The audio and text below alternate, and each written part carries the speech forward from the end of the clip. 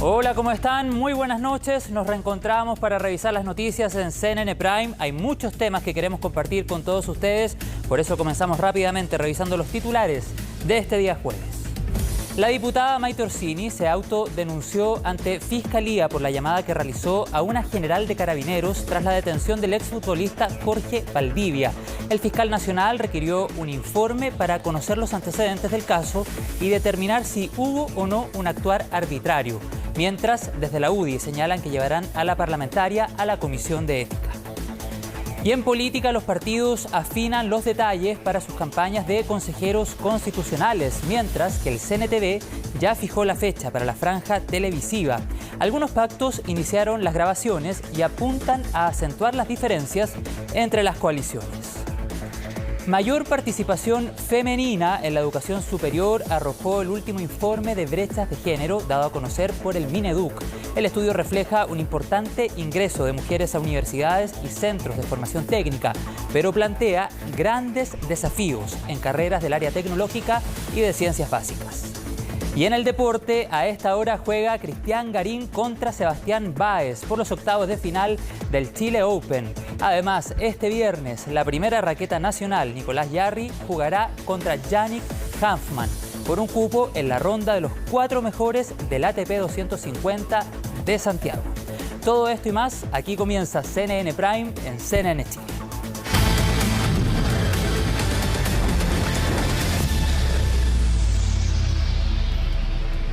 Comenzamos las noticias. Bueno, llegó marzo y con ello la vuelta a clases, razón por la cual las autoridades presentaron el plan con el que buscan afrontar de la mejor manera el aumento de flujos, sobre todo en el transporte público. Vamos a tomar contacto con Macarena Román para conocer los detalles, también cómo se han preparado las autoridades para enfrentar lo que se llama, Maca, el Super Lunes. ¿Cómo estás? Muy buenas noches. Muy buenas noches, José. Claro, como tú decías, el Super Lunes, que más bien las autoridades decían que vamos a tener que nombrar como el Super Marzo, porque son varios los eventos que se van a concretar durante este mes, partiendo obviamente por el regreso a clase de los estudiantes, también de los universitarios y todas las personas que entran a estudiar también al trabajo, los eventos como Lollapalooza, como las manifestaciones para conmemorar el 8M, el Día de la Mujer, y también, por ejemplo, el Super Clásico que se va a concretar el 12 de marzo. En general, son varios los eventos que obviamente van a necesitar de mayor fiscalización por parte de policías, por ejemplo, de carabineros,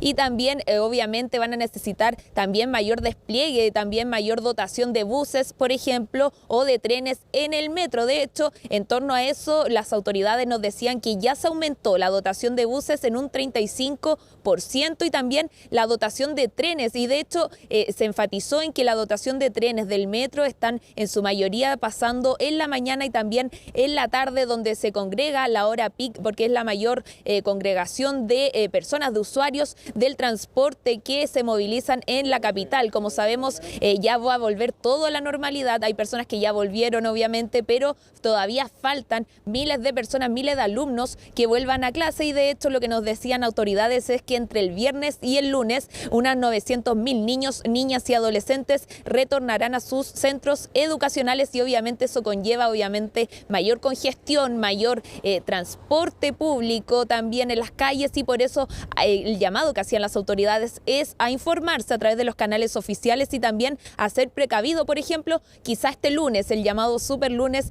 va a tener que levantarse antes, planificar su viaje para ver bien cuánto se demoran a los lugares donde buscan llegar cada uno de los estudiantes, los trabajadores, entre otros. Escuchemos a la delegada que hoy lideró una reunión con diferentes autoridades para decretar las medidas que van a tomar en torno a fiscalizaciones, a controles y todo lo que se tiene que llevar a cabo para que sea un marzo expedito y que no se perjudique a ninguna persona. Escuchemos. Se viene marzo, ya bien lo saben, más que un super lunes, este va a ser un marzo muy activado en la región metropolitana. Se espera un aumento del cerca de 30% de la utilización del transporte público, se reanudan las clases, también hay pago de los permisos de circulación, y sabemos que también hay contingencias como el superclásico, el Lollapalooza, y una serie de otros eventos que van a llenar de vida nuestra región, pero también también no pueden dejar espacio a la improvisación. Por eso hemos trabajado durante todo el verano en distintos espacios del Estado, pero también hoy día sostuvimos una última reunión de coordinación para poder afinar todos los últimos detalles. Bueno, Maca, vamos a escuchar en los próximos segundos a los ciudadanos y ciudadanas para saber también cómo se preparan para lo que se ha denominado este superlunes, y en ese sentido es importante consignar y reafirmar una vez más a través de la pantalla lo que ha señalado desde el Ministerio de Transporte respecto al precio de los pasajes en el transporte público. Se va a mantener la tarifa durante el primer semestre de 2023 y se va a mantener durante todo el año para estudiantes precisamente y también para las personas mayores. En definitiva, una buena noticia para el bolsillo, a poquitas horas, a poquitos días de comenzar un flujo mayor por la ciudad a raíz del regreso de los estudiantes a las clases, Maca.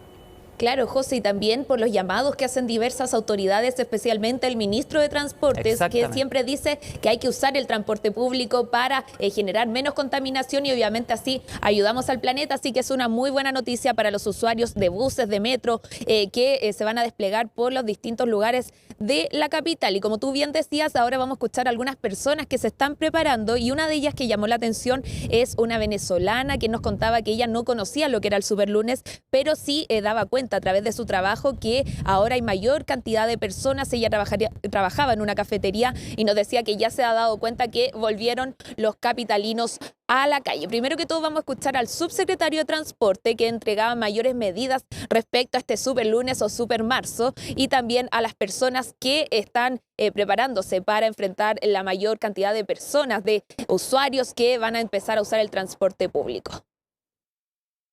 Lo que incorpora nuestro plan Marzo tiene tres grandes ejes. El primero tiene que ver con el refuerzo del transporte público.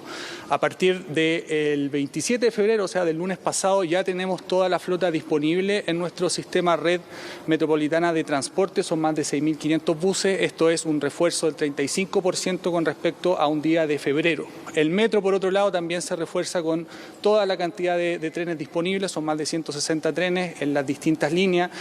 No solamente la línea 1, que es la más cargada, y donde los intervalos también o los tiempos entre pasadas de trenes se van a minorar hasta entre los 100 a 110 segundos. En otro contexto también estamos optimizando la red de semáforo a través de nuestra unidad operativa de control de tránsito. Por supuesto, salir antes nomás de la casa. ¿Y usted nota que ya hay más gente aquí en Santiago? Sí, ya ahora en mes de febrero sí. Ha llegado ya la gente de las vacaciones. ¿Usted, por ejemplo, el Superlunes cree que le afectará en el tránsito, la congestión que se va a generar? Sí, más que seguro. Sí, eso sí, obviamente. ¿Y cuál va a ser las precauciones que va a tomar, por ejemplo? Levantándome más temprano, por los tacos, por todo. Ya se sabe que va a haber tacos. Aquí en Chile hay más tráfico, hay más gente. Sí se nota, por ejemplo, yo trabajo en una cafetería y la afluencia de gente está cambiando. De 2 semanas de no tener clientes a tener más clientes en el día a día. Bueno, José, ahí escuchábamos el testimonio de ella que llegó a nuestro país y que no conocía lo que era el Superlunes, pero que se ha dado cuenta que ya los capitalinos se están volviendo a la región metropolitana. Por otro lado, lo que decían autoridades era lo que te comentaba en un principio, que no solamente es este Superlunes, sino distintos eventos que se van a concretar durante este mes, entre ellos el Superclásico, Lollapalooza y distintos eventos. De hecho, hasta los permisos de circulación tiene que acudir la gente a pagarlo, pero también uno de los más relevantes para muchos es la conmemoración del Día Internacional de la Mujer, que se llevará a cabo el 8 de marzo, el miércoles, y donde se desplegarán distintos cantidad de funcionarios policiales en distintos puntos del país y obviamente de la capital, especialmente en el eje Alameda. De hecho, desde Carabineros nos dijeron que son 1.500 funcionarios los que van a estar desplegados para proteger, resguardar a quienes vayan a manifestarse, que en su mayoría obviamente van a ser mujeres. Desde la Seremi de Transporte Metropolitano nos decían que se van a tomar medidas más cercanas a la fecha respecto a horarios de metro, horarios de buses y desvío, y también que ya se han enviado algunas solicitudes a la delegación presidencial para poder hacer distintos eventos en conmemoración de este día. Eso sí, que la coordinadora 8M todavía no ha mandado su solicitud, pero que obviamente la están esperando porque es muy probable que ellas congreguen a marchar ese día por los derechos de la mujer. Escuchemos algunas de las medidas que están tomando desde la Seremi Metropolitana de Transporte y también desde Carabineros. En el caso de la marcha del 8M estamos trabajando, hemos tenido una cantidad importante de reuniones, tanto a nivel de la delegación presidencial como en el frente interno, para verificar todos los puntos en conflicto y minimizar, volviendo a la idea anterior, todo lo que signifique que esta actividad se desarrolle de manera sin ningún tipo de inconveniente. El año pasado hubieron personas que trataron de intervenir la marcha en el sector de Alameda frente al GAM, por lo tanto, en el trabajo de Carabineros de Chile, a partir de los despliegues operativos, se dan cuenta con minimizar, asegurar que las personas que se van a desplazar por la línea de Alameda lo hagan sin ningún tipo de problema. La Seremi Metropolitana de Transporte y Telecomunicaciones han ingresado 6 solicitudes, ya sea de desvío o cierre de calles. La más importante, que es la de la coordinadora 8M, que es la que ocupa el eje Alameda, no ha ingresado todavía. Sin embargo, ya nos encontramos en conversaciones con los coordinadores, más que no hablemos de autorización, porque todo el mundo tiene derecho a manifestarse en este país. Ahí está el principio constitucional de la libre expresión, está consagrado. Pero nosotros necesitamos sí saber bien cómo ocurre la marcha, el trayecto, para evitar congestión en el tránsito y permitir los desvíos correspondientes. Esas medidas, en virtud de la experiencia que tenemos en transporte y en virtud de la coordinación con Carabineros y con la delegación presidencial, la Seremi está tomando medidas que tienen que ver con desviar ciertos recorridos de microbuses que son del sistema red y establecer ciertas avenidas y calles que puedan permitir un mejor desplazamiento de las y los manifestantes. Medidas que nos decían se van a informar más cercano a la fecha del 8M, pero que bien sabemos se van a tener que considerar porque este tipo de manifestaciones congregan a miles y millones de mujeres, especialmente para manifestarse en torno a sus derechos. Y también lo que nos decían era que las autoridades destacaban que casi siempre este tipo de manifestaciones terminan sin problemas, sin grandes congestión, por ejemplo, porque en general se ha llevado siempre pacíficamente este tipo de marchas que se congregan en la Alameda durante los últimos años. Por otro lado, lo que nos llamaban ya en el Superlunes, que es lo que viene ya en brevedad, es a obviamente informarse, a tener precaución respecto a los transportes, respecto a los trayectos que cumplen cada bus y también a los mayor dotación que van a haber en distintos lugares por los canales oficiales. Y también lo que nos decían es que, por ejemplo, los días que hayan este tipo de eventos del 8M, el Superclásico, entre otros, es a estar atentos para no llevarse un mal rato, obviamente, y hacer más expedito el viaje, porque en el fondo lo más favorable es demorarse lo menos posible, ya sea para el trabajo, para el colegio o para retornar a la casa. Eso es lo que decían las autoridades, las recomendaciones que también van acompañadas obviamente de medidas de controles, de fiscalizaciones, José. Claro que sí, Maca Román, hay que organizarse, salir tal vez con más tiempo para no después lamentar que llegamos atrasados o atrasadas. Y como tú decías, Maca, hay varios eventos durante el mes de marzo, la conmemoración del Día Internacional de la Mujer. También las autoridades se han ido preparando ante eventuales movilizaciones estudiantiles. Ha habido algunas convocatorias, así es que también vamos a estar muy pendientes a aquello, lo vamos a estar reporteando todos los eventos, todas las situaciones, como siempre, en la pantalla de CNN Chile. Muchas gracias, Maca Román, excelente despacho, muy completo, y nos reencontramos más rato. Que estés bien, buenas tardes, buenas noches. Buenas noches, José, nos vemos. Chao, Maca. Bueno, vamos a cambiar de tema, pero vamos a hablar de educación, porque el Ministerio precisamente de esta área dio a conocer la 6ª edición del estudio sobre brechas de género en la educación superior. Un informe que arrojó un porcentaje favorable para las mujeres en el ingreso a las carreras universitarias y también del área técnica, pero que plantea grandes desafíos a futuro. ¿Cuáles son las tareas pendientes? Bueno, lo vamos a revisar en la nota de Ángela Rayman. Se acerca el Día Internacional de la Mujer y también el inicio de las clases en la educación superior. Es en ese contexto que autoridades de gobierno dieron a conocer los datos de las brechas de género en este nivel educativo. Según las matrículas registradas en 2022, del total de mujeres entre los 18 y 24 años, un 46,3% accedió a alguna universidad, centro de formación técnica o instituto, cifra superior por más de 8 puntos porcentuales a la conseguida por los hombres. Nuestro rol es no solamente reducir la brecha, hay que pensar en la educación superior como un sistema, ¿no? El financiamiento es una de ellas. El año pasado lanzamos el primer informe de caracterización del CAE, de deudoras y deudores del CAE. El 57% de las deudoras son mujeres, es decir, tiene una cara femenina también. La brecha de matrículas para primer año en las universidades y CFT es también positiva para las mujeres, superando los 9 puntos porcentuales de diferencia con los hombres. hombres. En los institutos profesionales, la tendencia se revierte con un 0,13% en desmedro de ellas. Respecto a las carreras, hay mayor participación de las mujeres en áreas como salud, educación y ciencias sociales. En tanto, en las ciencias básicas y la tecnología continúan teniendo una marcada presencia masculina, llegando a diferencias de hasta un 65%. Datos que pueden definir la feminización o masculinización de ciertas áreas, donde además, según expertas, las carreras que se suelen feminizar también disminuyen sus sueldos. En el pregrado entran más mujeres incluso que los hombres, pero a medida que se avanza en la trayectoria académica de las mujeres, estas van disminuyendo.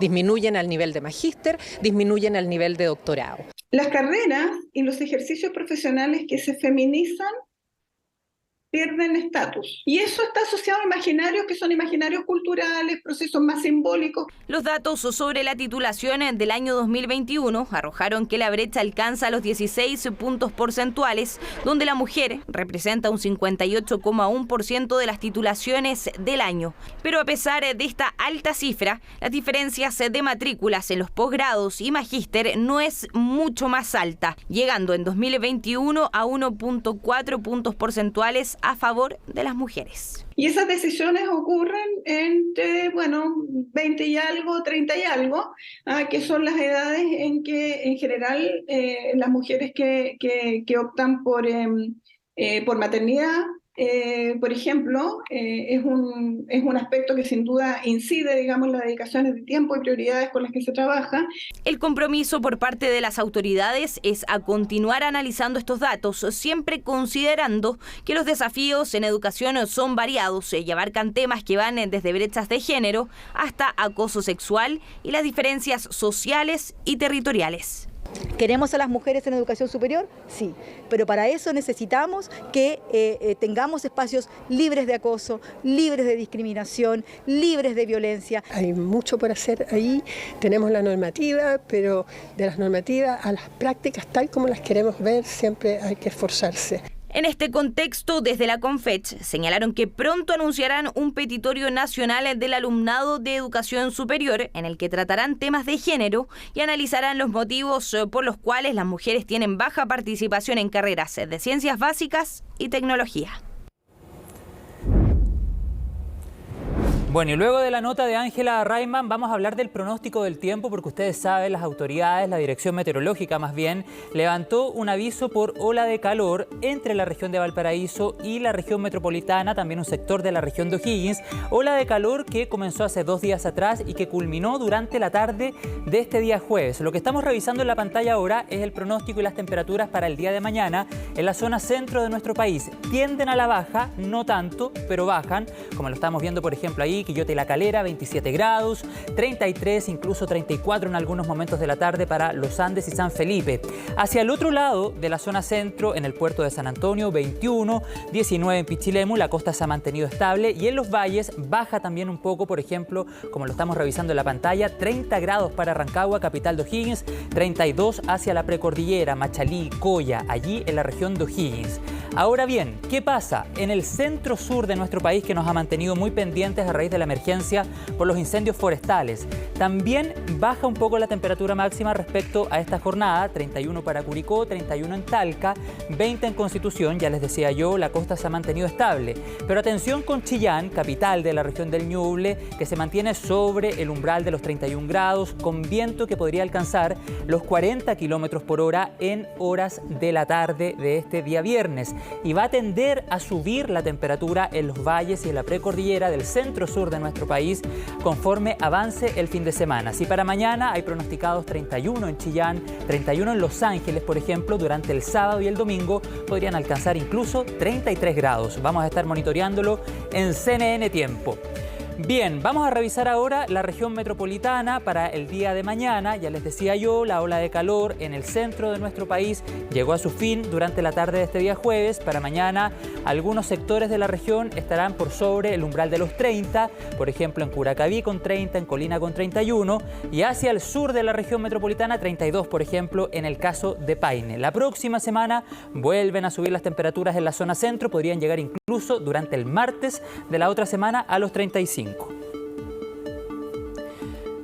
Bien, y luego de revisar las temperaturas mínimas y máximas en la zona centro de nuestro país, pero con un particular foco en el centro-sur, a raíz de la emergencia, vamos a escuchar a Cristóbal Torres. Él es meteorólogo de la Dirección Meteorológica de Chile, quien conversó con nosotros en CNN Tiempo y nos entrega más detalles sobre las temperaturas para las próximas horas. Escuchemos. Para mañana viernes se espera que la temperatura disminuya y quede bajo el umbral para ola de calor, pero nuevamente el sábado y el domingo tenemos un aumento de las temperaturas que en general va a afectar a toda la zona centro-sur del país, entre la región del Paraíso y del Biobío, con temperaturas que van a estar sobre los 31 grados Celsius. Este fin de semana lo que estamos esperando es una configuración que va a generar flujo del este. Eso hace que las temperaturas aumenten, que la humedad disminuya y además que se presente una componente un poco más importante del viento que crea condiciones propicias para la propagación de incendios, como siempre lo he dicho.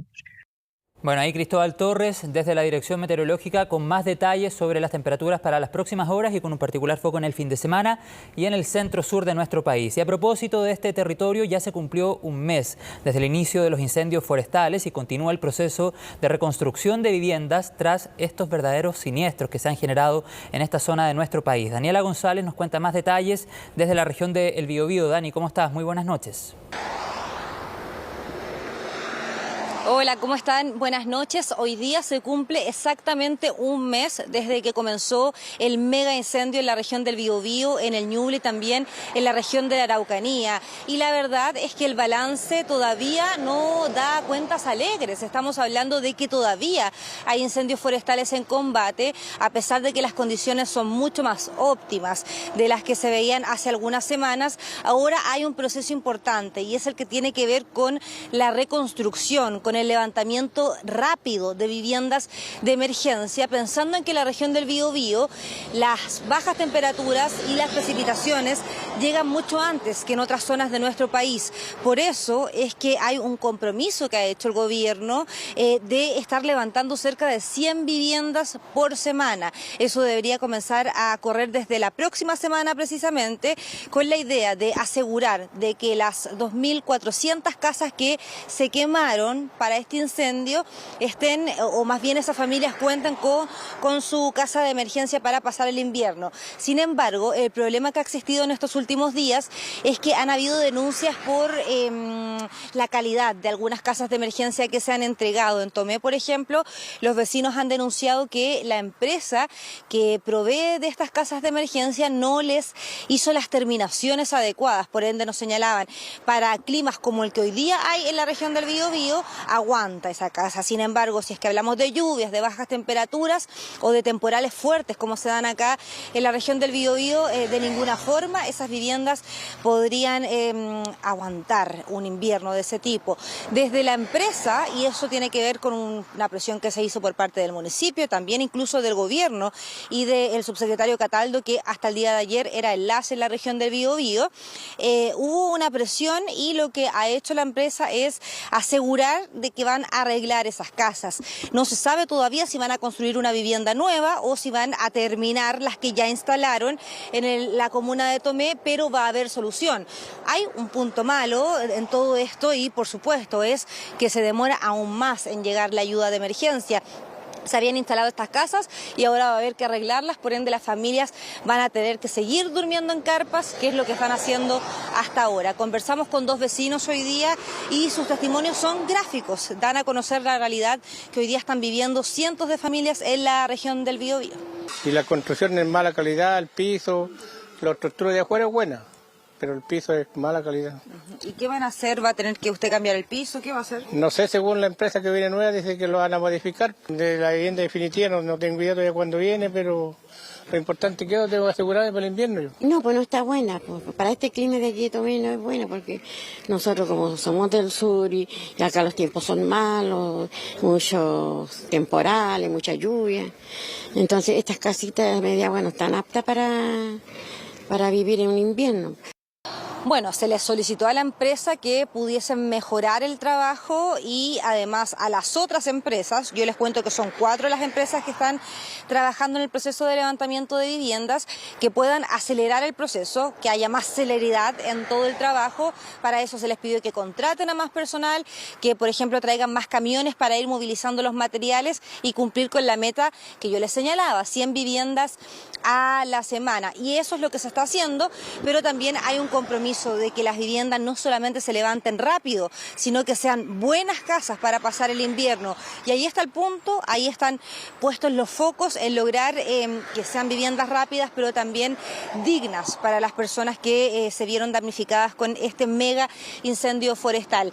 Mientras las familias esperan, ha llegado, como suele ocurrir en este tipo de catástrofes en nuestro país, la solidaridad de algunos vecinos, de personas de Santiago, de otras regiones de nuestro país y de la Iglesia Evangélica, porque fíjense ustedes que la Iglesia Evangélica ha ayudado a varios vecinos, no solamente en el sector de Santa Juana, también en Nacimiento, acá en Tomé donde estuvimos, a levantar casas. De hecho, con mismas personas, mismos fieles que vienen desde Santiago, ayudan al proceso de construcción y así se han podido ayudar a varias familias en los últimos días. Vamos a revisar lo que nos dijeron las personas que llegaron a ayudar desde algunas iglesias de Santiago, iglesias evangélicas, y también las declaraciones de la diputada Francesca Muñoz, que fue electa por la zona y que hoy día estaba monitoreando y viendo cuál es la situación que está ocurriendo con estas casas de emergencia que no se entregaron según el compromiso, como se habían comprado y que estuvieran listas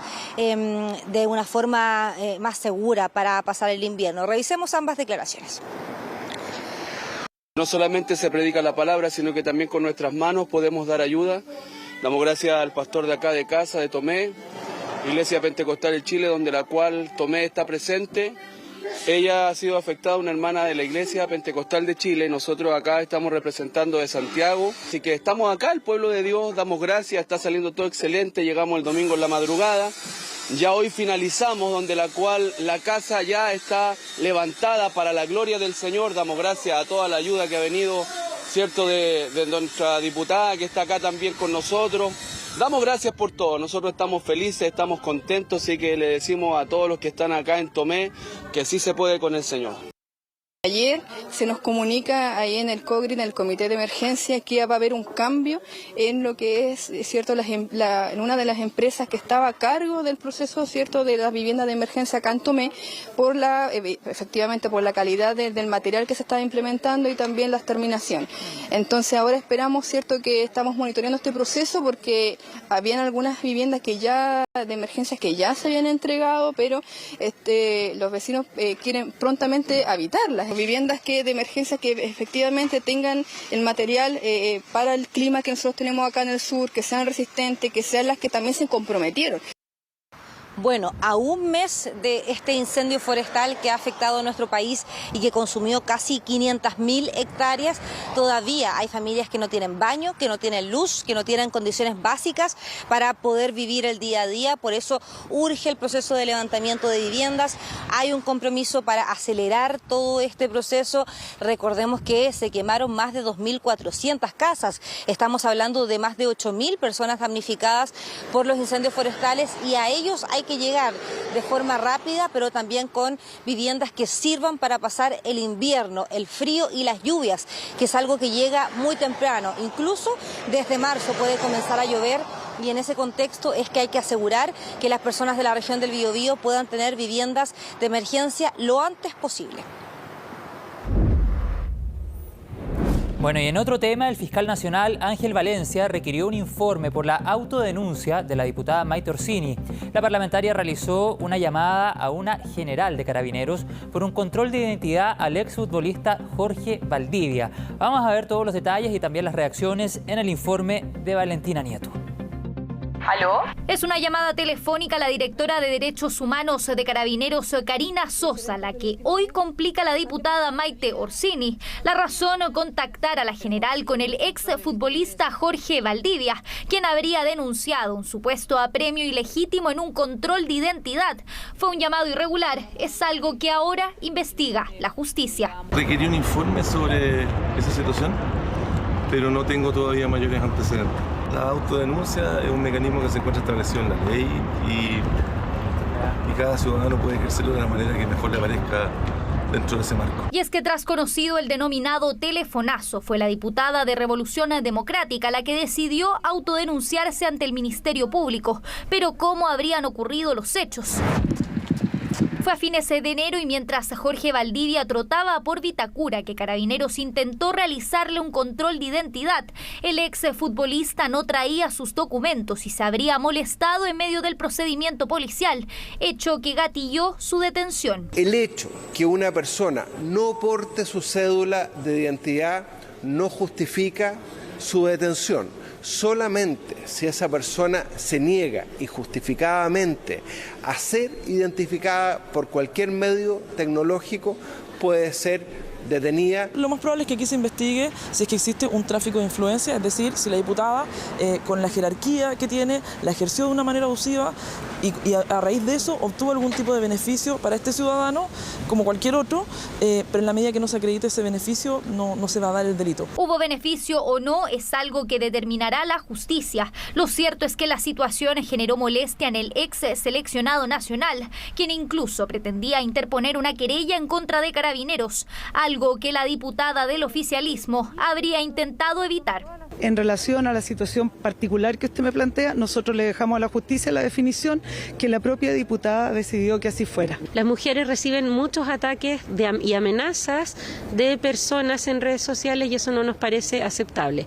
Ahora, respecto a lo otro, bueno, ya hay una autodenuncia y habrá que ver en lo que se pronuncian las instituciones respectivas. Pero además de la investigación judicial al interior de la Cámara de Diputados, también hubo repercusiones. Fue el jefe de la bancada de la UDI, Jorge Alessandri, quien anunció una investigación en la Comisión de Ética. Hay que investigar el contenido de esa llamada. En esa llamada se pidió un trato especial, en esa llamada se pidió un cambio en el procedimiento, en esa llamada de una autoridad a un funcionario del Estado. Eso es siempre irregular. Todo diputado o diputada puede llevar a otro parlamentario a la Comisión de Ética.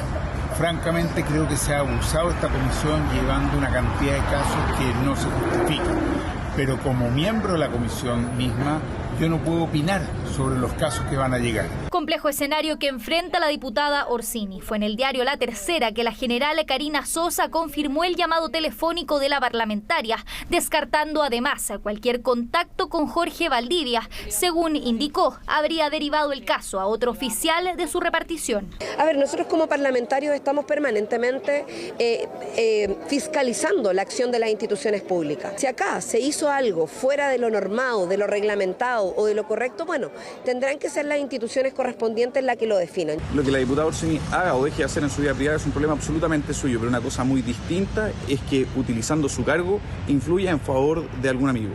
Por eso es importante que la Comisión de Ética aclare cuál fue el contenido y el propósito de la llamada que realiza la parlamentaria a una general de Carabineros. Llamada de la diputada Orsini que no deja de generar reacciones. Fue el propio Jorge Valdivia quien respaldó a la parlamentaria en redes sociales. Maite, estoy contigo. Toda mi fuerza y apoyo en estos momentos. Yo sé que no hiciste nada malo y que pronto se aclarará la situación. Mucho éxito en este año que comienza. Investigación judicial y administrativa que recién comienza en contra de la diputada Maite Orsini. Ahora será la Fiscalía la que deberá determinar si el telefonazo significa o no un delito de tráfico de influencias. Y el ministro de Hacienda, Mario Marcel, destacó las cifras sorpresivas que reveló el IMASEC de enero, invitando al mundo empresarial de manera cautelosa a abrirse a nuevas inversiones. Desde los gremios aseguraron que se necesita menos incertidumbre política para poder pensar en aquello. Todos los detalles en el informe de Francisca Cárdenas. El primer indicador mensual de actividad económica del año registró una sorpresiva expansión interanual de 0,4%, aumento de la actividad económica que superó todas las expectativas del mercado, que esperaba que la economía chilena volviera a contraerse en 2023 tras 4 meses consecutivos a la baja. Un aterrizaje más suave de lo esperado para la moneda, que invita a las empresas a reevaluar sus decisiones de inversión. La economía chilena ha resultado ser ser más resiliente. Yo creo que un mensaje también especial para los empresarios, para quienes tienen la posibilidad de tomar decisiones de empleo, de inversión para adelante, es también ir incorporando estos escenarios más positivos en sus proyecciones. Pese a la invitación, el ministro Mario Marcel también fue cauteloso. Asegura que en los próximos meses podría cambiar esta tendencia debido a factores como los incendios forestales, entre otros. De acuerdo a los datos del Banco Central, todos los sectores tuvieron cifras positivas. El alza la empujó la minería y los servicios, mientras que el comercio sigue mostrando un desempeño negativo, disminuyendo un 3,2%. Según los gremios, esto se debe a las incertezas que afectan la gestión de los negocios. Necesitamos mínimas certezas para poder hacerlo. Y en el país todavía persisten algunos temas que para el sector manufacturero son claves para impulsar la productividad y la inversión, como el rápido despeje del tema constitucional, el control de la seguridad pública y el narcotráfico y la postergación o adecuación de reformas. En el ADN de todas las empresas y los empresarios está emprender nuevos proyectos e invertir para generar puestos de trabajo, crecimiento y bienestar para la sociedad. Se avance por el camino correcto en materia tributaria, pensiones y laboral, y se evite cualquier tipo de sesgo antiempresarial que afecta la confianza necesaria para invertir. Una muestra de resiliencia en la economía chilena, según los expertos, mejor que el retroceso de hasta 0,7% previsto por algunos analistas, por lo que se proyecta que la caída de la actividad durante este 2023 sea más moderada de lo que se estaba previendo. Pese a eso, advierten una mayor dificultad para las decisiones de política monetaria del Banco Central de Chile, pues podría producir que la inflación se mantenga en mayores niveles por más tiempo. La incertidumbre en Chile es bastante menor que la que teníamos hace un tiempo, lo que además se favorece con el mejor escenario económico internacional. Tenemos una reapertura en la economía china, tenemos mejores cifras económicas en Estados Unidos y eso también ha dado cuenta para Chile de un escenario externo algo menos negativo, lo que le permitirá a la economía chilena tener un mejor año 2023. También la inflación ha sorprendido al alza y en ese contexto es muy probable que tengamos tasas de política monetaria también elevadas, quizás por más tiempo de lo actualmente prolongado. Y especialmente intentar evitar nuevas medidas que fomenten aún más el gasto, todo en un contexto donde la economía se ha ido calibrando paulatinamente. Números que, según el gobierno, permiten ir incorporando escenarios más positivos en las proyecciones y que ayudarán a enfrentar los próximos meses, a completar el proceso de ajuste y de iniciar una recuperación sostenida hacia el futuro. La Policía de Investigaciones allanó la casa del alcalde de Rancagua y las oficinas del municipio y la corporación municipal. Todo esto en el marco de una investigación por eventuales delitos de fraude al fisco y negociación incompatible. Vamos a revisar todos los detalles en la nota de Macarena Román.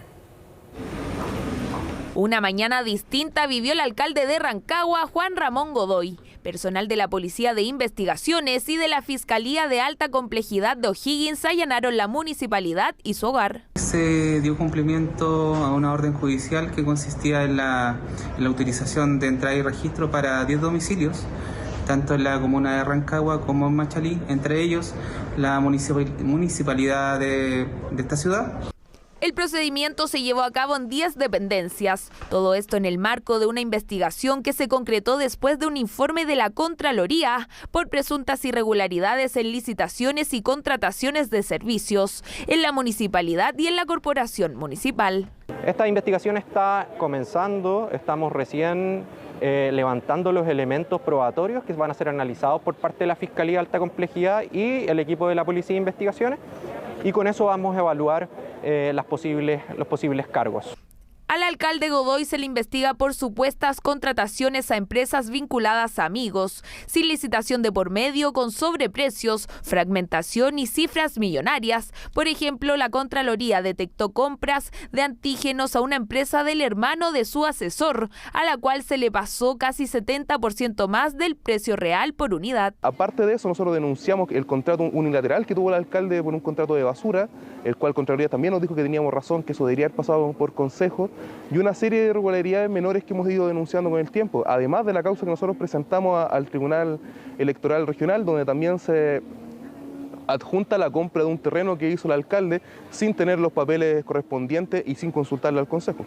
Fue en septiembre del año pasado cuando un grupo de concejales llegó hasta el Trisel para denunciar un notable abandono de deberes por parte del alcalde. En la instancia, el organismo rechazó remover a Godoy de su cargo, pero sí se dio inicio a las investigaciones. Yo estoy absolutamente tranquilo con respecto a lo que hoy día se está investigando. Y lo quiero decir con claridad. Me parece importante que se haya tomado celeridad en estos casos. Además, estamos a la espera de lo que ocurra en el Tribunal Calificador de Elecciones, lo que nosotros esperamos que el alcalde sea destituido de su cargo, porque esto no da para más.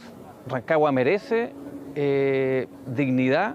Pero este no es el único conflicto en que se ha visto envuelto el alcalde. También se le exigió devolver más de 24 millones de pesos por pagos de trabajo sin acreditar, omisiones al registro de asistencia y superposiciones horarias. Todo entre 2019 y 2021, mientras ejercía labores para Nancagua, Rengo y Coltauco. El plazo para el cumplimiento se encuentra vencido y debido a que no se han restituido esos dineros, solicitaremos el cumplimiento de este pago a través de la vía judicial. Godoy llegó en 2021 a la alcaldía de Rancagua. Antes fue concejal, superintendente de educación, consejero regional y superintendente de O'Higgins. Fue cercano al Partido Demócrata Cristiano, pero actualmente pertenece al Partido Socialista, el que suspendió su militancia. Es un llamado de atención también para nosotros como partido en orden a reforzar las medidas internas en cuanto a prevención, a elevar los estándares en la función pública, no solo a través de leyes, sino que también internamente.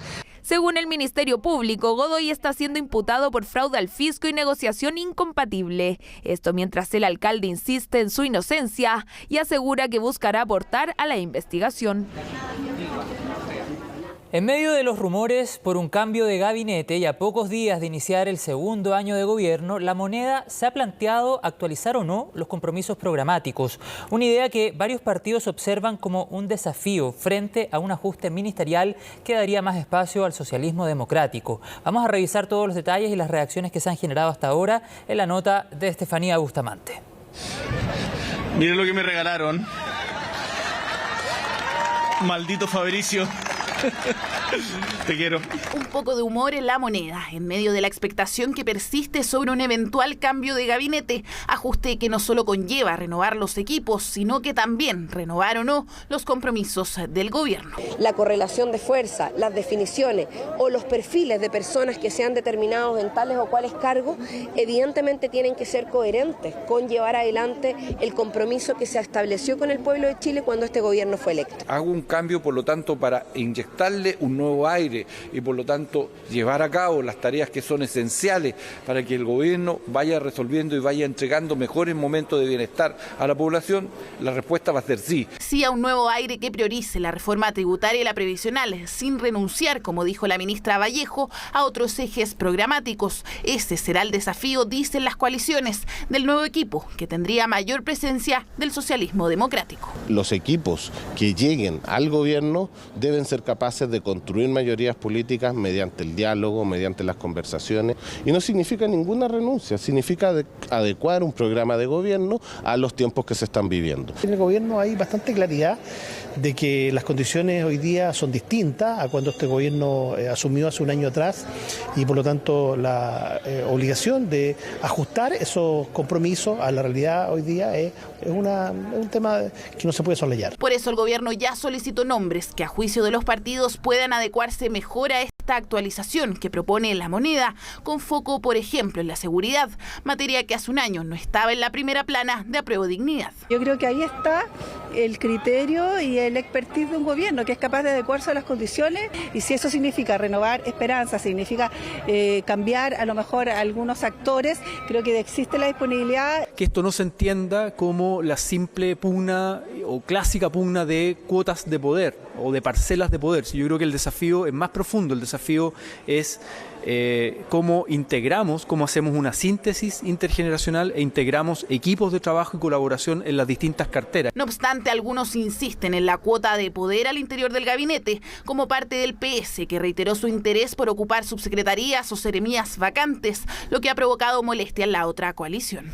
No puede ser esto un mero ceder al socialismo democrático o a la exconcertación. Si la ciudadanía lo interpreta como una cesión, esto es un fracaso, porque significa que estos jóvenes vuelven al pasado y van a hacer una concertación 2.0, yo creo que eso sería fatal. Los peores evaluados según la última encuesta Criteria son la canciller Antonia Urrejola y el ministro de Economía Nicolás Grau, mientras que Mario Marcel y Carolina Toá fueron los mejores, ambos del socialismo democrático. La clave del éxito está en integrar gente del socialismo democrático, pero bajo banderas nuevas, reformas institucionales de entidad, en las cuales se refleje la nueva sensibilidad de este conglomerado que se está rearmando. Y que podría rearmarse en los próximos días, cuando el presidente Gabriel Boric inicie su segundo año en La Moneda, fecha en la que se reunirá con su consejo de gabinete para evaluar los compromisos del gobierno. Bueno, y luego de conocerse la decisión de la Corte Suprema que rechazó el recurso interpuesto en contra de la inmobiliaria Fundamenta, la empresa retomó las obras del megaproyecto Egaña Sustentable en la comuna de Ñuñoa. El municipio evalúa nuevas acciones, mientras que la inmobiliaria anunció acciones legales contra el Estado tras paralizar por un año sus obras. Todos los detalles en la nota de Belén Vázquez. Casi un año tuvo que pasar para que la inmobiliaria Fundamenta pudiera retomar las obras del megaproyecto Egaña Sustentable en la comuna de Ñuñoa. El visto bueno lo dio la Corte Suprema, que rechazó el recurso de casación interpuesto por los vecinos que se oponían al proyecto y acogió el presentado por la empresa. Infinita alegría, ya no solo por nosotros, sino por el rubro inmobiliario y el empleo que el proyecto genera. Entonces hoy día tanto los técnicos como lo jurídico como lo legal están avalando el proyecto. Eso debería dar una mayor certeza tanto a la municipalidad como a los propios vecinos que tenían alguna preocupación por el proyecto. El proyecto cumple a cabalidad con todo. En concreto, la tercera sala del máximo tribunal desestimó la reclamación de un grupo de vecinos aledaños al proyecto que acusaban una eventual disminución de la cantidad de luz solar generada por el edificio de 28 pisos. El argumento de la Corte es que, en su momento, el efecto de luces y sombras se ajustó a derecho según determinó la autoridad competente y que mientras no exista una reclamación administrativa en la materia que sea declarada admisible, no puede pronunciarse respecto de acciones que no fueron tomadas en cuenta. Así, las obras que ya habían sido parcialmente retomadas en enero volvieron a su funcionamiento con el respaldo del tribunal. Las faenas estaban detenidas desde abril de 2022, luego de que la Comisión de Evaluación Ambiental calificara desfavorablemente el proyecto, lo que desencadenó el despido de 200 personas y pérdidas estimadas por la empresa cercanas a 400.000 UF. Por lo mismo, para la empresa, lo ocurrido en tribunales es un espaldarazo. Por una parte, les permite retornar a las faenas y por otra, da una señal de estabilidad al mercado. Lo más importante para nosotros no es tanto, evidentemente que el proyecto pueda continuar, pero es la industria. La que recibió ahí un espaldarazo es la industria inmobiliaria, el rubro inmobiliario. Aquí hay unas normas que son urbanísticas, que son regidas por el Ministerio de Vivienda y que da garantías ambientales, garantías de construcción de lo que se hace bien, se hace bueno. El reconocimiento de la sentencia de la Corte Suprema es un espaldarazo a la industria inmobiliaria. El municipio de Ñuñoa, que ha sido un férreo opositor a este proyecto, lamentó la decisión de la Corte. Si bien no pueden apelar a una decisión de la Suprema, en enero elevaron una solicitud de invalidación ante el Servicio de Evaluación Ambiental que aún está pendiente por resolver. Una lección que nos deja este caso es que necesitamos con urgencia una institucionalidad ambiental que ponga al centro la calidad de vida de las personas y que pueda compatibilizar eso con un crecimiento sostenible en el tiempo. Desde la Municipalidad de Ñuñoa, tal como lo hemos hecho, vamos a ocupar todas las herramientas que están a nuestro alcance para defender a vecinas y vecinos. Un diagnóstico que no es del todo compartido por la Cámara Chilena de la Construcción, que acusa un sesgo ideológico contra el proyecto y espera que con esta sentencia se siente un precedente para otras iniciativas similares. Constata la irresponsabilidad de algunas autoridades que trataron de torcer la ley, rechazando por motivos ideológicos una inversión que dejó como consecuencia a más de 1.000 familias sin ingresos. Confiamos en que esta situación no se repita en otros proyectos que están detenidos en condiciones similares. Avaluado en $300 millones, Comunidad Egaña Sustentable crearía cerca de 5.000 puestos de trabajo directos e indirectos para la construcción de 2 torres de departamentos y oficinas cuyo plazo de entrega es el año 2026, si es que no hay otras acciones que lo frenen nuevamente.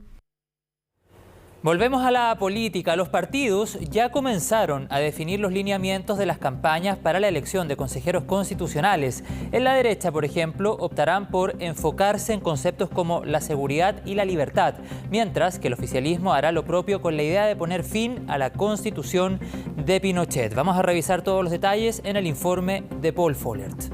Ya sean las primeras grabaciones de la franja o reuniones con exmandatarios, los comandos para la elección de consejeros constitucionales se preparan de lleno para el inicio de las campañas.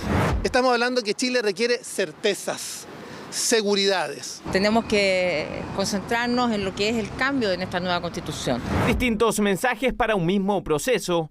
En Chile Vamos adelantaron y comenzaron a grabar la franja televisiva de una campaña que tendrá como eje los conceptos de libertad y seguridad, diseñada por el mismo equipo que trabajó en la campaña del rechazo. Dispusieron de capacitaciones a cargo de exconvencionales, alcaldes con buena evaluación como Evelyn Matei y expertos del nuevo proceso. Atrás quedarán figuras como el expresidente Sebastián Piñera. Este no es el momento de presidencializar una elección de un órgano que tiene por objeto cerrar un ciclo constitucional. Un Chile con libertades, un Chile con seguridades, un Chile con sustentabilidad. Pero sustentabilidad no solamente en el plano del medio ambiente, también sustentabilidad financiera. Pacto que tendrá como su principal competidor al Partido Republicano, que se despliega a lo largo del país, en una campaña que tendrá como eje la seguridad y las críticas al gobierno del presidente Boric. Con propuestas para recuperar la inversión y el empleo, con propuestas para respetar nuestras fronteras y la identidad nacional, con propuestas para recuperar la tranquilidad y seguridad tan características antes en nuestro país. Esto lo haremos con un equipo desplegado en todas las regiones, encabezados por José Antonio Kast. Es que nosotros quizás no metamos tanto ruido, no hagamos tanto aspaviento en las redes sociales, pero que hagamos la pega. Porque tengo claro que enfrentado a la disyuntiva del proceso constitucional para darle estabilidad al país, fuimos nosotros los que empujamos los acuerdos que fueron necesarios. En la otra vereda, el oficialismo, que competirá dividido en dos listas, hará notar las diferencias entre cada pacto. En el PPD, Radicales y la Democracia Cristiana acentuarán las diferencias con Apruebo Dignidad y el PS. El foco principal será el progreso y los cambios, pero con seguridad y estabilidad económica. El mensaje es claro. Yo creo que lo que nos diferencia es nuestra experiencia, lo que nos diferencia es nuestra prudencia, lo que nos diferencia es la responsabilidad con la que seremos capaces de llevar adelante los cambios que la ciudadanía necesita. Serán distintos los énfasis, pero sin duda que todos estamos aspirando a un Chile mejor, que no son incompatibles los temas. Desde la lista de Unidad para Chile también creemos que es necesario fortalecer la seguridad. Las diferencias entre las dos listas serán presentes. Socialistas, liberales y Apruebo Dignidad tendrán como la columna vertebral de su campaña el fin a la Constitución de Pinochet y el avance a un Estado social de derecho. Y en esa tarea acudirán como referente a la expresidenta Michelle Bachelet. A ella le interesa reforzar la unidad del progresismo, le interesa apoyar las candidaturas que representan un cambio de modelo dentro de la nueva Constitución, que tengamos un Estado fuerte. Nosotros somos la centroizquierda. Somos el socialismo democrático, somos la centroizquierda que da certezas, que da seguridad, que genera crecimiento económico. La centroizquierda es un elemento de futuro. Estrategias que debutarán con fuerza el próximo miércoles 8 de marzo, cuando se dé el vamos a la campaña de consejeros constitucionales. Y el año 2022 se registró un fuerte incremento de aperturas de cuentas corrientes en dólares a nivel nacional, influenciado principalmente por la inseguridad que generaban los escenarios económicos y políticos. Belén Saldías nos presenta la siguiente nota. Cuentas corrientes en dólares. ¿Tú las conocías? Sí, sí las conocía. Sí, hace poco me llegó una notificación del banco. Sí, claro, sí las conozco. Cada vez se vuelven más conocidas y los bancos también las ofrecen más. Las cuentas corrientes en dólares durante el último tiempo tuvieron un pic importante en el mercado. Solo el año pasado se abrieron 254.299, consiguiendo superar por primera vez las 400.000. Una de esas cuentas fue abierta por Christine, quien tras evaluar las posibilidades decidió optar por los dólares. Tengo cuenta corriente en dólares hace más o menos unos 4 meses. Había visto el aviso del banco que podías abrir una cuenta corriente en dólares, pero después me pasó que entré a trabajar y tuve que viajar al extranjero y para devolverme una plata en la rendición de gasto me preguntaron si tenía cuenta en dólares. Y entonces ahí consideré la posibilidad de abrir la cuenta porque me parecía más fácil. Según datos de la Comisión para el Mercado Financiero, en 12 meses se abrió más de la mitad del total de las cuentas corrientes en dólares que hay en todo el país, ya que entre mayo del 2021 y mayo del 2022 se crearon más de 157.000 nuevas cuentas de este tipo. Hemos visto desde el año 2019 cómo la economía chilena, y en particular los inversionistas y los ahorradores, se han ido dolarizando. Esto es un hecho patente cuando vemos que el 2019 habían 50.000 cuentas en dólares y ahora hay más de 400.000 cuentas en dólares. O sea, en menos de 4 años prácticamente han crecido 8 veces. Un gran aumento de las cuentas en dólares, pero ¿qué factores son los que influyen en esta preferencia que se hace cada vez mayor en el país? Esto se debe a que principalmente las personas y las empresas buscan un refugio como el dólar, que es una divisa muchísimo más fuerte y muchísimo más estable. Recordemos que en los últimos años, debido al panorama político y económico, esto no ha sido muy auspicioso para Chile y por tanto el peso chileno se ha depreciado con muchísima fuerza y ha estado muy volátil. La pregunta que muchos se hacen es si es recomendable o no tener uno de estos tipos de cuenta, por ejemplo, considerando que por primera vez desde octubre del 2019 se produjo una caída interanual. De esta forma, al cierre del 2022, los montos habían bajado 3,9%. Es recomendable tener fondos en dólares porque es una de las monedas más seguras del mundo. Hay que recordar que el dólar históricamente siempre se fortalece en el largo plazo. Puede tener caídas en el corto plazo, ya que su cotización depende de muchos factores, internos en Chile como también externos, que suceden en Estados Unidos y en el mundo. Probablemente la Reserva Federal durante este año deje de subir su tasa de interés. Cuando pase esto, el dólar va a ir perdiendo gran parte del terreno perdido y va a ir cayendo. Por tanto, el tener cuenta corriente en dólares no va a ser un suficiente refugio y no sería lo más provechoso para nosotros en términos de costo y en términos de la divisa a la cual nos estamos exponiendo.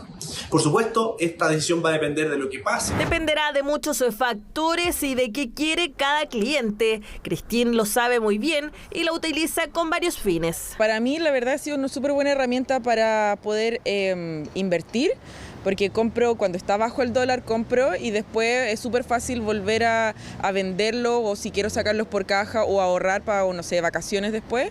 Y lo otro que uso harto es comprar dólares para pagar las tarjetas de crédito directamente en dólares y así evitarme que me cobren una comisión más alta. Un gran aumento en las cuentas corrientes en dólares que de todas formas podría estabilizarse, principalmente porque la situación económica y política genera más seguridad que años anteriores. 9 de la noche con 26 minutos, ya estamos en compañía de Jacinta Molina del área internacional. ¿Cómo estás, Jacinta? Muy buenas noches. Muy bien, José, ¿cómo estás tú? Todo bien, bueno, interesado en conocer los temas internacionales. Sí. Tenemos varias noticias y vamos a comenzar en El Salvador. Y esta mega cárcel que ha generado un montón de reacciones en la comunidad internacional. Exactamente, es un gran centro penal que fue presentado, de hecho, hace unos meses atrás, pero ha reabierto el debate en torno a este tema luego de que el propio presidente de El Salvador, Nayib Bukele, publicara un video durante el fin de semana, bien cinematográfico, ya mostrando el ingreso de los primeros reos. Todo esto se enmarca en la denominada guerra contra las pandillas que ha impulsado el mandatario, que le ha valido críticas a nivel internacional, sobre todo porque con ese argumento está gobernando, recordemos, con un estado de excepción, claro, vigente desde el año pasado, que involucra, entre otras cosas, por ejemplo, que a las personas se les puede detener sin una orden, y eso ha sido cuestionado por organismos internacionales, incluso por Naciones Unidas. Bukele se defiende, dice que esto ha permitido una disminución considerable de los homicidios y de la actividad criminal de estas pandillas. Pero lo cierto, José, es que incluso han surgido críticas y cuestionamientos internacionales en los últimos días a esta iniciativa, entre ellos declaraciones recientes del presidente colombiano Gustavo Petro. Bueno, vamos a revisar todas las reacciones, claro. Por cierto, todas estas reacciones, de qué se trata también este gran centro penal en El Salvador, en el siguiente informe que ha preparado Gabriel Palma.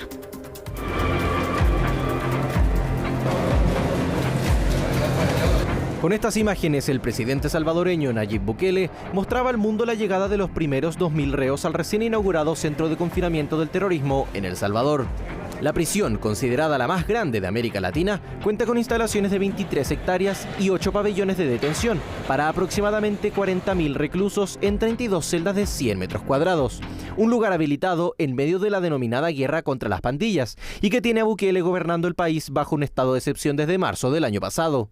Acá vamos a garantizar que todas estas personas que por décadas le han causado daño, que han asesinado a las familias salvadoreñas, pues puedan estar en un lugar donde no van a poder salir.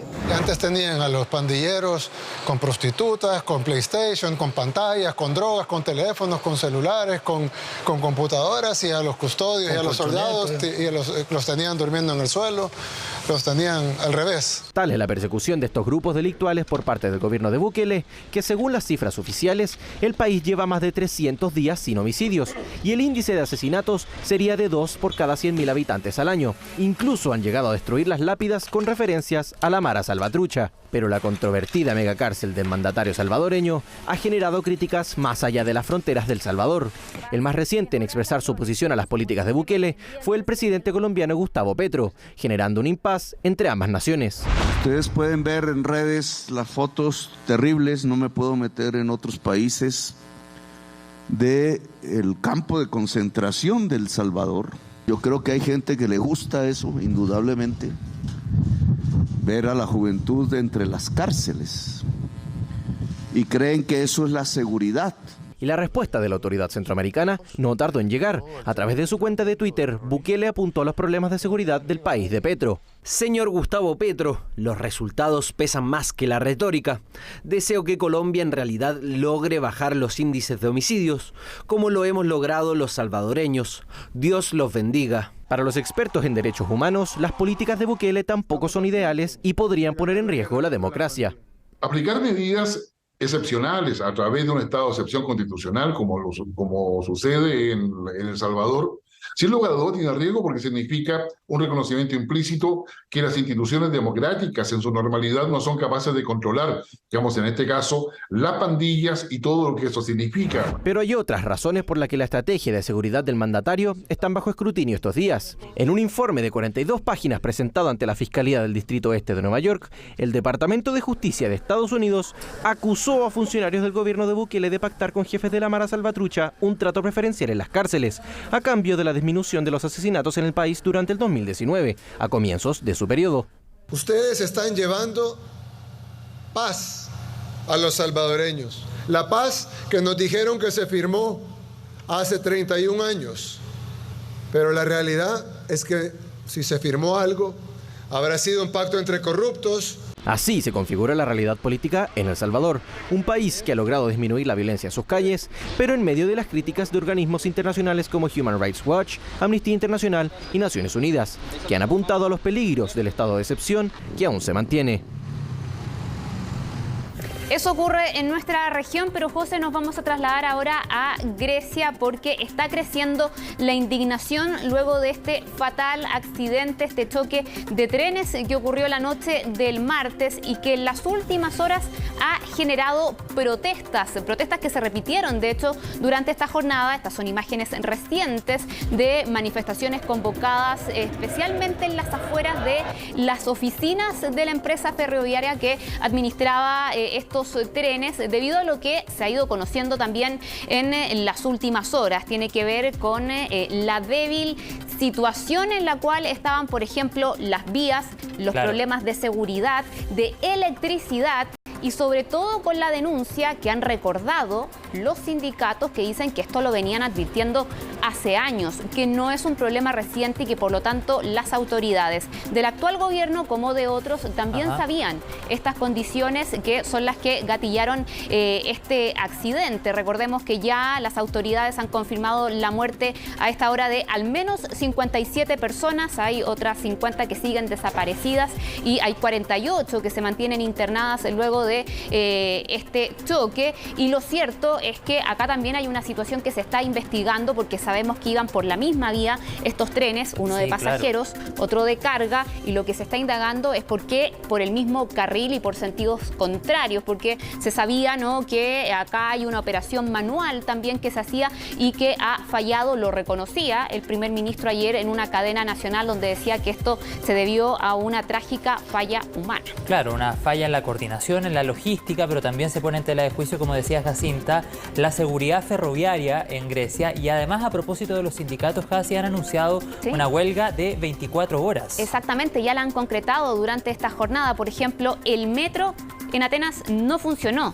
Durante esta mañana, también en estaciones de trenes cercanas a donde ocurre este hecho, cerca de la ciudad de Larisa, se concretó también esa paralización, porque decían que hubo una falta de respeto por parte de las autoridades debido a esta situación, que no escucharon, de hecho, estas críticas, o más bien estas advertencias de cómo estaba la actual red, y finalmente ocurre este hecho. Lo otro es que también desde la oposición, desde la izquierda, también han criticado al actual gobierno debido a esta situación, aunque sabemos que los sindicatos han dicho que esto es transversal, venía ya este descuido de varias administraciones. Sí, vamos a quedar bien pendientes. Es muy probable que las manifestaciones sigan, Jasi, ya que esto ha ido aumentando conforme han avanzado las horas. Exactamente. Quedamos atentos. Vamos a quedar muy atentos.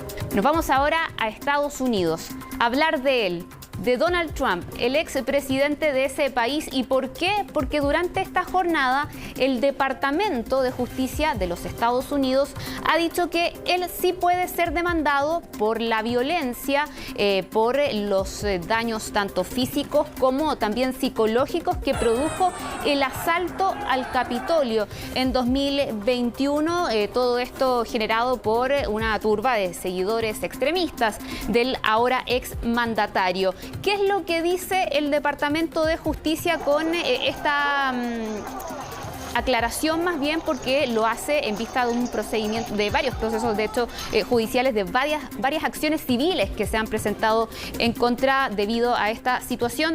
Dice el Departamento de Justicia que Trump no puede invocar una inmunidad absoluta que tendrían los exmandatarios y mandatarios en situaciones donde se les esté indagando, y esto también abre una puerta, por ejemplo, a las acciones que puedan presentar ya sea los mismos agentes policiales o sus familiares de aquellos que fueron precisamente heridos durante este asalto al Capitolio, durante este ataque. Recordemos, de hecho, que 9 personas han muerto desde ese día. Digo desde ese día porque un número falleció en medio de los enfrentamientos, pero hay 4 agentes que se quitaron la vida después, ya por una presión psicológica sobre todo, y los efectos, ¿no?, que deja una situación de este tipo, la gravedad, por cierto.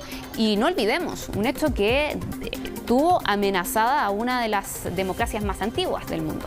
Sí, claro, hechos que marcaron en su momento la administración, bueno, la salida, ya estaba de salida el expresidente Donald Trump allí en este asalto al Capitolio. Vamos a quedar muy atentos también, Jasi, porque se pone en tela de juicio una vez más su participación, cómo de alguna u otra manera habría incitado esta situación, y veremos si este hecho y otros también que están en curso truncan o no las aspiraciones presidenciales que tiene Donald Trump. Exactamente, porque recordemos que él ya ha lanzado una pre-campaña, estaba incluso con algunas actividades ahí políticas relacionadas, y lo otro, no menor, es que en paralelo, recordemos que hubo también una conclusión por parte de este comité parlamentario que estuvo investigando este hecho y que concluyó que Trump había instigado a sus seguidores para que provocaran esta acción, el asalto al Capitolio. Así que vamos a seguir muy atentos, por cierto, porque es una declaración que abre el camino a una vía judicial, a la presentación de futuras demandas, por ejemplo, y por cierto puede tener efectos también en lo político.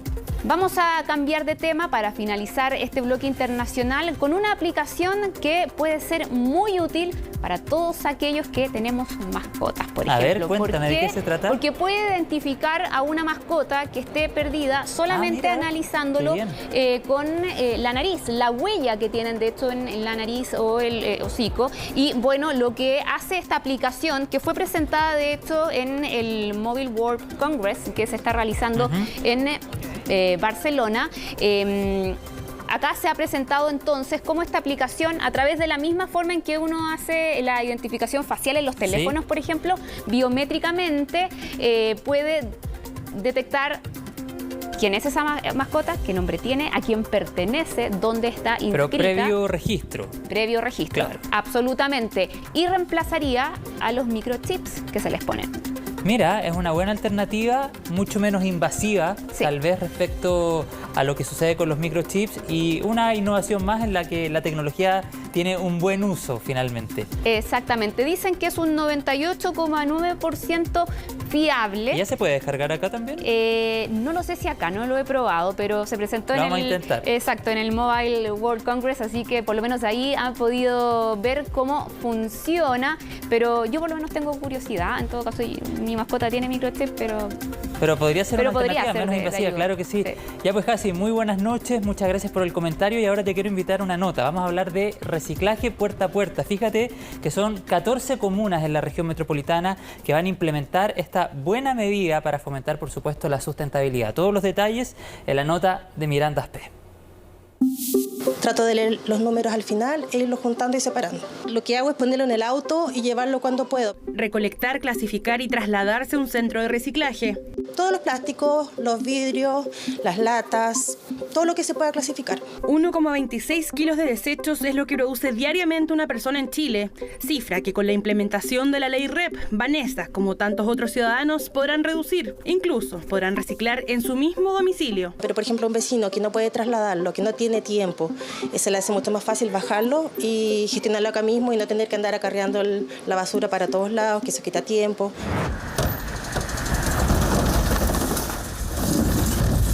Pasará una vez por semana, no habrá que inscribirse y funcionará como cualquier otro camión recolector de basura de manera gratuita. Sin embargo, este reunirá envases y embalajes que luego se reciclarán. Los vecinos solo tendrán que separar los residuos previamente. Esta segunda iniciativa es probablemente la más revolucionaria, porque implica ir a las casas a buscar estos desechos que antes simplemente iban en régimen a un vertedero común y corriente y que eran una forma distinta de contaminación. 14 comunas de la Asociación de Municipalidades Sur de la capital serán parte del reciclaje puerta a puerta tras la firma de un acuerdo colaborativo con Resimple, el primer gran sistema de gestión para envases y embalajes creado en el país. Hacer que podamos disminuir la disposición final por un lado y por el otro lado poder reciclar lo más posible en torno a cuidar nuestro medio ambiente, acompañado de una necesaria educación, creo que se saluda profundamente. Reciclaje que hasta el momento existía por iniciativa y financiamiento de los municipios y que ahora pasarán a ser parte de las normativas exigidas por la Ley de Responsabilidad Extendida del Productor. Porque la única forma de ganarle a la basura es haciendo que al ciudadano le sea tan sencillo reciclar como botar a la basura. Nos toca ahora financiar esos proyectos, esos programas. Ya deja de ser dinero del municipio que está en estos programas, lo financiamos nosotros como Resimple, pero por otro lado también nos toca el tema de avanzar con su cobertura. Cuando nos comprometemos a recolectar y reciclar envases y embalajes, muchos de ellos que son plásticos, estamos haciéndonos cargo de esta crisis que es una crisis mundial de contaminación por plástico. La ley REP entrará en vigencia el próximo 16 de septiembre y se posicionará como una de las políticas públicas más ambiciosas en términos de manejo de residuos. En tanto, vecinos de las 14 comunas beneficiadas como San Bernardo, San Joaquín, San Miguel, entre otras, tendrán la opción de acceder a una aplicación de celular donde no solo podrán saber cuándo pasará el camión de reciclaje, sino también conocer la trazabilidad de todos sus residuos que no se van a la basura. Sin duda una excelente medida. Nos vamos a la pausa en CNN Prime, pero al regreso, CNN Deporte. Vamos a hablar del tenis, vamos a conectar más adelante con nuestro compañero Felipe Gallardo con las novedades desde el ATP 250 de Santiago y lamentablemente la derrota de Cristian Garín. Pero también vamos a hablar de lo que estamos viendo en la pantalla. sobre el amenazante mensaje que dejaron a Lionel Messi tras el ataque a un supermercado de la familia de su esposa, esto en Rosario. Eso y más al regreso de la pausa en CNN Prime.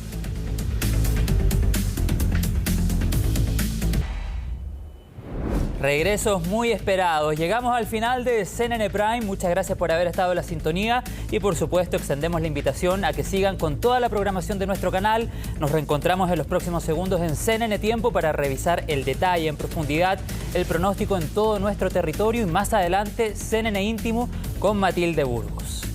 Jueves 2 de marzo, así estuvo nuestro país y el mundo. Somos CNN Chile. Que tengan buenas noches.